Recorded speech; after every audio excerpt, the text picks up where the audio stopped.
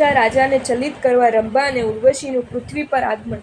આ રીતની પ્રતિજ્ઞા કરીને રંભાની સાથે ઉર્વશી હાથમાં વીણાને ધારણ કરતી દેવલોકમાંથી પૃથ્વી પર આવી. તે બંને મોહને ઉપજાવનારું પોતાનું રૂપ વિખૂરવીને અયોધ્યા નગરીની નજીકમાં રહેલા શ્રી ઋષભદેવ ભગવંતના ચૈત્યમાં પ્રવેશ કર્યો. ત્યાં પ્રભુની સમક્ષ સુંદર રાગિણીઓથી પ્રભુના ગુણોની સ્તવના કરવા લાગ્યા. તેઓના મધુર નાદમાં પશુ પંખી આદિ સમગ્ર પૃથ્વી તલ સ્થિર થઈ ગઈ.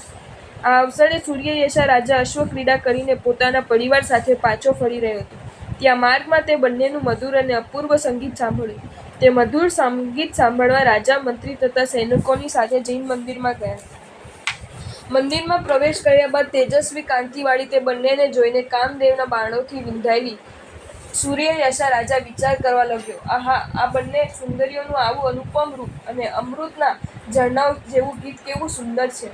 તેઓ ક્યાં પુણ્યવાન પુરુષના ભોગ માટે થશે? એમ વિચારતા એણે વારંવાર તે બંને રમણીઓના રૂપને જોતા રાજાએ શ્રી ઋષભદેવ સ્વામીના ચરણોમાં નમસ્કાર કર્યા.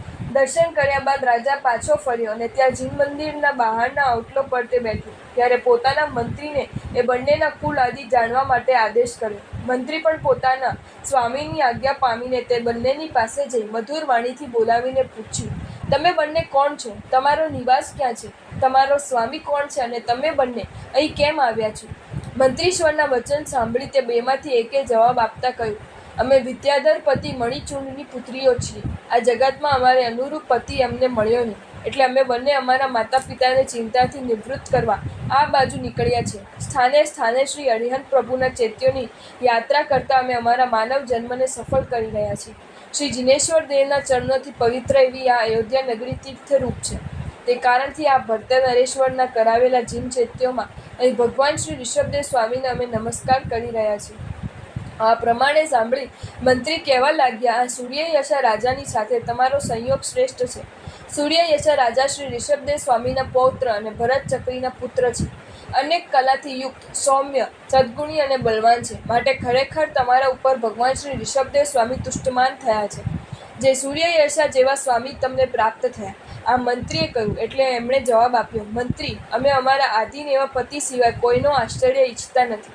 એટલે મંત્રીએ આ બાબતમાં રાજાની અનુમતિ મેળવીને તેઓને કહ્યું, રાજા તમારા કયા પ્રમાણે કરશે અને તમારી વાણીને જ્યારે એ ન માને ત્યારે મારે તેને નિષેધ કરીને રોકવો. આમ પરસ્પરની અનુમતિથી તેઓના પાણીગ્રહણ મહોત્સવ શ્રી યુગાદીશ્વર પ્રભુની સમક્ષ થયો. તે બંનેના પ્રીતિ રસમાં ખેંચાયેલો રાજા કામ રસમાં નિમગ્ન થયો.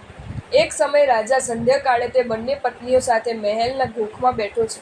ત્યાં ઉદ્ઘોષણા સંભળાઈ કે આવતીકાલે આઠમ છે, તો હે લોકો, તેની આરાધના કરવા માટે તમે આદરપૂર્વક તૈયાર રહેજો. આ ઉદ્ઘોષણાને તે બંને કપટી સ્ત્રીઓ પણ સાંભળી. એટલે અવસર આવ્યો જાણીને રંભાએ જળજાણી બનીને ઉદ્ઘોષણાનું કારણ રાજાને પૂછ્યું. રાજાએ કહ્યું, પિતાશ્રીએ કહેલ ચતુર્દશી તથા અષ્ટમીના પર્વ દિવસોમાં વ્રત આરાધના કરવાનો અમારે સંકલ્પ છે. વર્ષમાં 2 શાશ્વત અથઈ 3 ચતુર્માસી તથા વાર્ષિક પર્યુષણા પર્વ, આ બધા પર્વો વર્ષના સમગ્ર પાપનો નાશ કરે છે.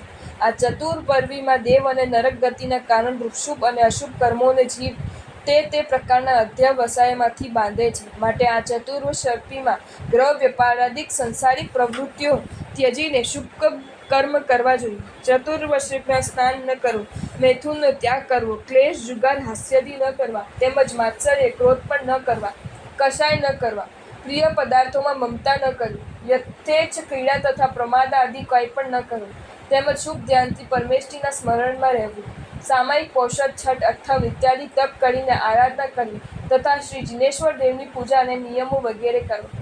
માટે હે સુંદરી, તેરસ તેમજ સાતમના દિવસે મારી આજ્ઞાથી આ ઉદ્ઘોષણા લોકોને જણાવવા માટે થાય છે. 14 અને આઠમનું આ પર્વ 3 લોકમાં દુર્લભ છે. આ પર્વોની જે ભક્તિપૂર્વક આરાધના કરે છે તે પરમ પદને પ્રાપ્ત કરે છે. સૂર્યયશા રાજાએ કહેલી આ હકીકત સાંભળી રાજાના નિશ્ચયથી ચમત્કાર પામેલી અને માયાપૂર્વકની વાણી બોલવામાં કુશળ એવી ઉર્વશી સૂર્યયશા રાજાને કહેવા લાગી, હે સ્વામી, આ મનુષ્યપણું સુંદર રૂપ અને અખંડિત એવું રાજ્ય, આ તપના ક્લેશથી શા માટે વિડંબના કરો છો? હે નાથ, યથેચ્છપણે સુખો ભોગવો, આ માનવ ક્યાં ફળી મળશે? આ રાજ્ય ક્યાં? આવો સુંદર ભોગ વિલાસ ક્યાં? તેથી આજે એનો ભોગ કરી લો, જેથી પાછળથી પશ્ચાતાપ ન થાય. તપેલા તાંબાના રસને કાનમાં નાખવા જેવી ઉર્વશીના વચનો સાંભળીને હૃદયમાં ઉત્પન્ન થયેલા દાહને વ્યક્ત કરનારી વાણીમાં રાજાએ કહ્યું, હે ધર્મનિંદાથી મલિન અધમ સ્ત્રી, તારી આ વાણી વિદ્યાધર કુળના આચરણને સ્નેહ પણ ઉચિત નથી.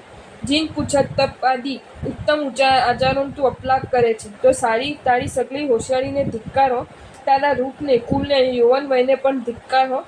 માનવ જન્મ, રૂપ, આરોગ્ય તથા રાજ્ય એ સગળું તપથી પ્રાપ્ત થાય છે. તે તપ ધર્મે કોણ પુરુષ ન આરાધે? ધર્મની આરાધના કરવાથી દેહની વિડંબના નથી થતી, પણ તેની સફળતા છે, અને ધર્મ વિના કેવળ વિષયોથી જ દેહની વિડંબના થાય છે.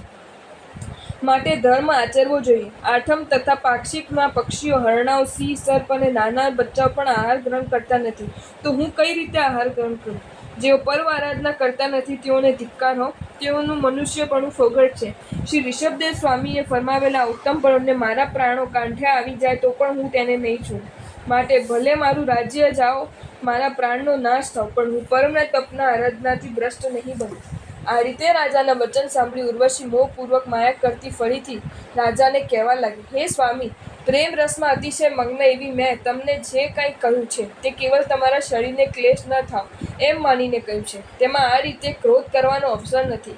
સંસારમાં આવા પ્રકારની વિડંબનાના કારણથી જ અત્યાર સુધી અમે સ્વચ્છંદાચારી પતિની સાથે પાણીગ્રહણ નહોતું કર્યું. તે છતાં પૂર્વકર્મના દોષથી હમણાં તમને અમે પરણ્યા, અને અમારું સંસાર સુખશીલ બધું ત્યારથી એક સાથે ચાલ્યું ગયું. વળી હે સ્વામી, તમે શ્રી ઋષભદેવ સ્વામીની સમક્ષ અમારું કરેલું કરવાની હા પાડી છે, તેની એક વખત પરીક્ષા કરવા તમારી પાસે આ યાચના કરી. તેટલામાં તો આવા નાના કામમાં તમે ક્રોધને આધીન બન્યા. હા, હું તો શીલથી અને સુખથી બંને રીતે ભ્રષ્ટ થઈ. હવે તો ચિતામાં પડીને મરવું જ મારે કલ્યાણ કરશે. સૂર્યયશા આ સાંભળી પોતાના વચનને યાદ કરતો કહેવા લાગ્યો, હે માણિની, મારા દાદાએ જે ફરમાવ્યું છે અને મારા પિતાએ જે આચર્યું છે તેને હું તેઓના પુત્ર થઈને કઈ રીતે લોપું? તેથી કાંઈક હસીને કોમળ વાણીથી તે બોલી, હે રાજન, તમારા જેવા માટે તો સત્ય બોલવું એ મોટું વ્રત છે. જેઓ પોતે અંગીકાર કરેલાનો નાશ કરે છે તે અપવિત્ર છે. હે નાથ, તમારાથી આટલું પણ થઈ શકતું નથી. જો પર્વ ભંગ કરવા ઈચ્છતા ન હો તો મારી સમક્ષ શ્રી ઋષભદેવના જિનાલયને ભાંગી નાખો. આ સાંભળતા જ જાણે વ્રજથી હણાય હોય તેમ તે રાજા મૂર્છિત થઈને પૃથ્વી પર ઢળી પડ્યો. ત્યારે તરત પરિજનોએ શીતલ ચંદ્રસનો લેપ કરીને રાજાને ચૈતન્ય મુક્ત કર્યો. એટલે ચેતના પામેલા ક્રોધથી લાલ થયેલો રાજાએ ઉર્વિશને કહ્યું, હે અધમ, તું વિદ્યાધરની પુત્રી નહીં પણ ચાંડાળની પુત્રી લાગે છે. તો પણ વચનથી બંધાયેલા મને ઋણ મુક્ત કરવા ધર્મના લોભ સિવાય મારી પાસે જે માંગવું હોય તે માંગી લે. હસીને ઉર્વશી બોલી, આ નહીં, આ નહીં એમ કહીને તમે તમારા વચનને પાછું ઠેળો છો. જો આ પણ કરવા તૈયાર ન હો અને અંગીકાર કરેલા વચનને પાડવા ઈચ્છતા હો તો તમે તમારા પુત્રનું માથું છેદીને મને જલ્દી આપો. જવાબમાં રાજાએ કહ્યું, પુત્ર પણ મારો છે તો પુત્ર કરતાં હું તને મારું જ મસ્તક છેદીને સોંપું છું. એમ કહીને રાજાએ જેટલામાં પોતાના હાથે પોતાના મસ્તકને છેદવા તલવારને મ્યાનમાંથી બહાર કાઢે છે, તેટલામાં ઉર્વશીએ રાજાની તલવારની ધાર બાંધી લીધી.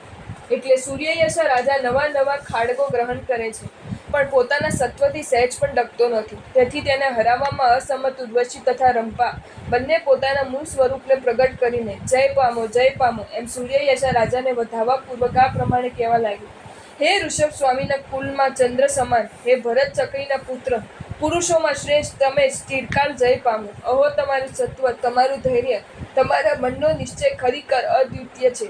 જે કારણે પોતાનો ઘાત કરવા તમે સજ્જ થયા, પણ પોતાનું વ્રત સહેજ પણ ન ત્યજ્યું. હે રાજા, દેવલોકમાં દેવતાઓની સમક્ષ ઇન્દ્ર મહારાજે તમારા અતુલ સત્વની પ્રશંસા કરી હતી. તે સાંભળીને અમે બંને તમને તમારા નિશ્ચયથી ડગાવવા માટે આ બધો પ્રયત્ન આરંભ્યો, પણ તમે ચલિત ન થયા. હે વીર ધીર, તમારાથી આ પૃથ્વી ખરેખર રત્ન પ્રસવા છે. અપ્રમાણે તે બંને દેવાંગનાઓ સૂર્યયશા રાજાની સ્તુતિ કરતી હતી. તેવામાં હર્ષથી જય જય શબ્દ કહેતા ઇન્દ્ર મહારાજા સ્વયં ત્યાં આવ્યા અને ભ્રષ્ટ પ્રતિજ્ઞાવાળી ઉર્વશીની સામે ઉપહાસપૂર્વક જોયું. ઉર્વશીએ પણ હર્ષિત થઈ રાજાના ગુણોની ઇન્દ્રની સમક્ષ વર્ણ્યા. ત્યારબાદ ઇન્દ્ર સૂર્યયશા રાજાને મુકુટ, 2 કુંડલો, 2 બાહુભૂષણો અને હાર આપીને તથા સ્તુતિ કરીને પોતાના દેવલોકમાં ગયા. જો તમને આ વિડીયો ગમ્યો હોય તો આ વિડીયોને લાઈક કરો અને મારી ચેનલ જૈન ફેક્ટ્સ એન્ડ સ્ટોરીઝને સબસ્ક્રાઈબ કરો. ધન્યવાદ.